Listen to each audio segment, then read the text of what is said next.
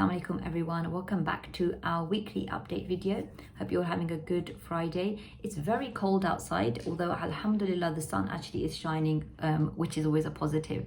Today is Friday 23rd of February and I've got a few things to talk about, so I'll get started. We didn't have stars of the week this week because it's our first week back. We do have house points though. So in 4th place, Malcolm, 8 merit points. 3rd place, Montague, 10 merit points. Franklin was 2nd place with 11 merit points, and MashaAllah Banksy in 1st place with 13 merit points. So well done to Team Banksy. So on Monday, we didn't have words of the week. We actually gave out the vocab quiz. So I think there was about maybe 16 words. The students did a quiz. I have got through some of the marking, but not all of it. So I don't know who the winners are for the vocab quiz. So watch this space, inshallah. I will get it done hopefully today and share it next week or on social media. Otherwise, I will mention it in the video next week as well. So let's move on to, oh yes, our idiom of the week, look and feel like $1 million. That means to look and feel extremely good because oftentimes it can be because you're wearing something very costly. Now, I just want to show you all the idioms that we have been through actually came from this book, Idioms for Kids. And that was the last, I think that was the last idiom in this book. Yes, that was the last idiom in the book. What we'll do now is, most likely I'm actually going to go back to the beginning and repeat all the idioms again, just to make sure everyone has learnt them. And we might even do an idiom quiz. That could be quite interesting. Okay, I'm going to think about that. Okay, let's move on. Right, the exciting thing happening this week was our Brain Health Week. So I have been super excited for this. It was in conjunction with planning with the Green Team, who wanted to talk about healthy eating, but we kind of expanded it. So what's happened is on Monday, we launched Brain Health Week. The Green Team did an assembly all about healthy eating. They addressed 3 areas. One was sugar, the other one was Islam and healthy eating, and the 3rd area was about food wastage as well. So a good wide range of topics. So after that, then every class did a teen wellness survey from year 7 all the way through to year 11. That was very interesting. So they had to score themselves in different areas, including relationships, school life, spirituality, resilience. And it's quite interesting to see some of the scoring that students gave themselves. And they put all their scores onto a well-being compass and had a look at that. Then on Wednesday, we put into practice some of the things that they learned from the assembly. So we had fresh fruit cut and shared around with all the students at break time. And then the year 8s did an activity where they made a healthy snack, which was basically yogurt, and they chose different fruits to put in the yogurt, and then they topped up with seeds and nuts. And they also learned about the benefits of each fruit, but also yogurt, as well as each seed that they could have chosen, as well as the nuts that were there as well. So that was really nice with year 8. And before I move on, actually just wanted to mention our fruit was very, very kindly donated by AFC, who are in Hounslow on the Staines Road. Very supportive. I just approached them and said, we're organising a Brain Health Week. They basically said, tell us what you want, and gave us a lot of fruit. We actually have been sharing fruit every day since Wednesday with the girls. Then after that, Thursday was a focus on about movement and exercise. So they watched a very interesting TED Talk. I'm going to see if I can share the link. I'll put the link in the description box so you can watch it as well. But it's talking about basically the power of movement and what impact that has on our brain. So after that, then we had an optional Zumba session at lunchtime, which was proved to be very popular. We have quite a few girls in there doing Zumba, which was really good to see. Friday today is actually about well-being, mental well-being, and obviously we start the day with Surah Kahf in the morning, which, I mean, what better mental well-being than listening and reading Quran is there. We also took the year 9s, me and Ustadha Humaina took them out on a nature walk, very nice, very close to the school. I think a lot of the students didn't even know this existed. It was a public footpath, but basically both sides was green fields. I've shared a small clip on Instagram if you'd like to go over there and have a look. So we did that for in the morning with year 9, and then in the afternoon at lunchtime we have a mindful colouring club running, again, which is optional. Anyone can just drop in. And then on some fluff. Then on Monday, the focus is about sleep and the importance of sleep. So there's an article that students will read, which is about the impact of sleep on teenagers and how they need to have a certain number of hours, but also the quality of their sleep and what they can do to help them fall asleep, as well as the time that they go to sleep is also important. And the year 7s will be making a small a lavender pillow spray, just as a little activity that they can do, so they can take that home and then use that to help them hopefully get to sleep at home.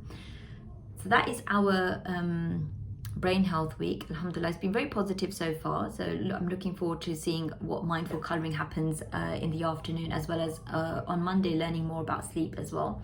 Now moving on to next week. Can I talk about next? Oh no, before I move on to next week, we also had our talent show, which was organised by the Student Council on Wednesday. It was a ticketed event. We had a full house, all tickets were sold, and we had a range of acts, from singing to some gymnastics to some comedy sketches as well, and some art in there. So really nice diverse range of talents displayed in the talent show this year.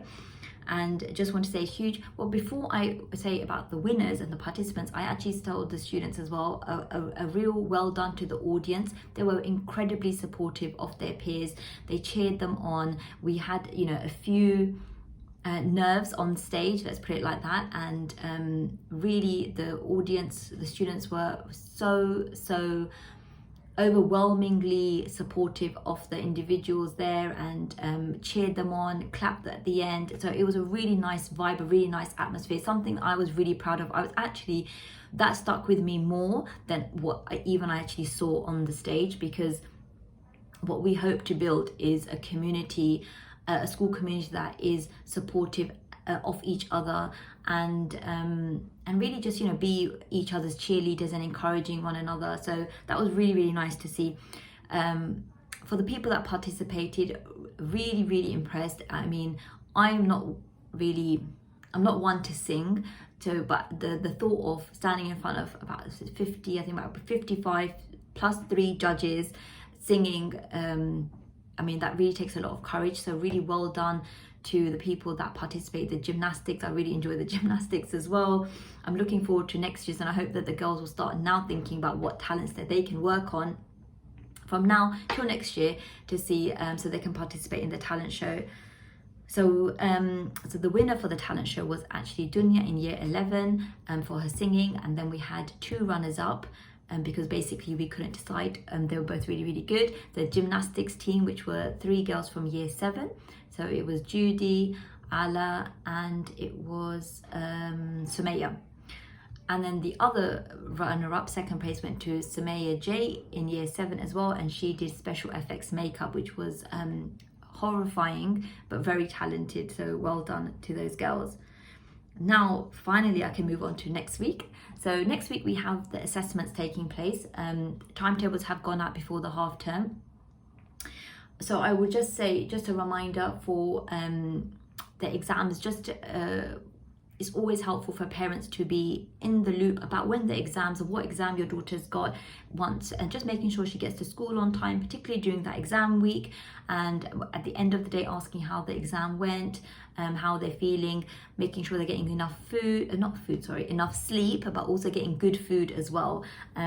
Nutrition is really important for brain health, and it's been really good. We've done brain health this week and assessment week next week. I actually had some of one or two of the year 8s asking me which seeds should I eat, which are really good for my brain, which I thought was excellent. So please do have a look at the exam timetable so you're aware about what assessments she has.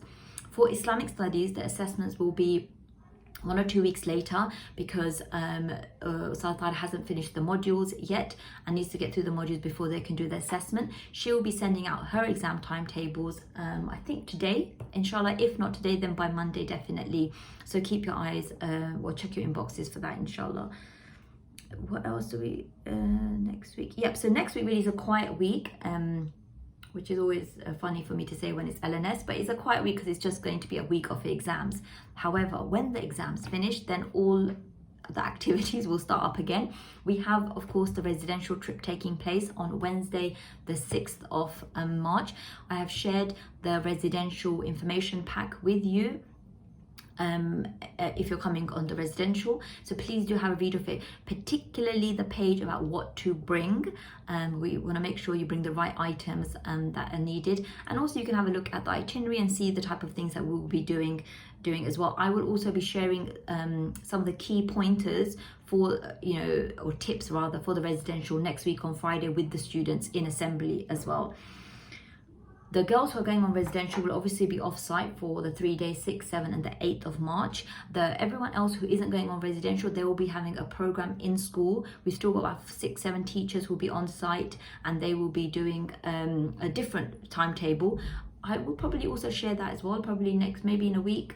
I can share that so parents or maybe I'll share it with the students so they also know what they're going to be doing over the 3 days. So they will be having sessions like on English, history, maths, etc. So please do make sure your daughter still comes to school. It's not a 3-day holiday. They will still be registered, and all that will impact their attendance, etc, etc. So after the residential, we come back, and just so you know, for Ramadan, I've had some questions about the Ramadan timings. So we always, up until, this year, I'm not sure for next year, but this year we will be having a slightly later start. Alhamdulillah, the fast is not as long as it has been in the past, so it's getting shorter and shorter. So at this point, we still think we need a slightly delayed start. So the registration will take place at 9 o'clock. And lessons will start at 9:15. So your daughter should be in school for registration at 9 o'clock. We'll open the gate at 10 to 9. And so she will just start the lessons from period 2, because that's normally 9:15, and carry on all the way till period 7. And the timetables won't change. We just will remove period 1 from the school day. We finish at 3:10. The school office will be closing slightly earlier. It will close at 3:30 during the month of Ramadan. We're in school for, I think, 2 weeks, and then we will be off for the last 10 days, inshallah, and for Easter as well. Now, okay, the other thing, I feel like I've talked about everything from now to the end of term, but actually the thing I wanted to talk about as well, which I haven't mentioned yet, is the Maths Sparks Superstars. So from discussion with Ustadha Hamina and Ustad Jawad, they are currently trying to really push our students to making sure that they're getting their homework for Sparks done on time, complete, but also doing extra maths work online as well. So one of the things that they've introduced is Spark Stars. So on our PowerPoint that is shared in the corridor downstairs, they haven't chosen actually, they have a list on their system, the students who have achieved the most XP points in that week. So this week, it was Sarah S, year 11, Firdaus K in year 7, Ruwaida in year 10, Fariha in year 10, and Sumaya B in year 7. These are our top 5 students who have scored the most XP points in 1 week. So well done to them. They have that recognition, but also they will be receiving a pencil which has LNS Sparks Superstars on it as well. Now, unfortunately, the pencil has arrived. It is engraved, however, I've left it at home. So I will be giving that out, inshallah, on Monday. And every week we will introduce this, our Sparks Superstars, just so you're aware of that. And also for Quran, Ustadha Taira and Ustadha Maryam and Ustadha Sana are also introducing an additional reward scheme for Quran. So there's some special stickers that they have ordered, as well as they will be nominating Quran stars weekly. And one of their prizes, aside from the it could be the sticker, but also they will get a token, and this token will give them one free item from the school tuck shop. So students are really excited for that prize. That will be starting inshallah next week. So maybe I will also share the Spark Superstars and the Quran Stars as well in my video. I'm thinking how many things I can share. Right, anyway, so if your daughter does come home and says she's a Spark Superstar or she's a Quran Star, hopefully you now know what that means. I think I should stop talking now. It's been 15 minutes and 20 seconds. Yeah, but that's it. I think no more. Jazakallah khair for listening, and I hope to see you back here next week on Friday. Assalamu alaikum.